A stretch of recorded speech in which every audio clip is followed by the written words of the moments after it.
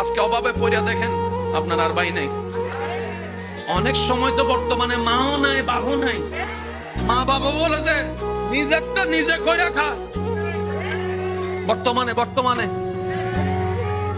না বাস্তব আপনারা বলেন, যে ছেলে কামাইতে পারে তারও আদর, তার বউরও আদর, তার ছেলে মেয়েরও আদর, নাতি নাতির বুকে টাইনা নাই। আর যে ছেলে সংসারে টাকা দিতে পারে না তারও দাম নাই, তার বউরও দাম নাই, এমনকি ছোট ছোট বাচ্চা নাতি নাতিরও দাম নাই। কথা বলেন ঠিক না?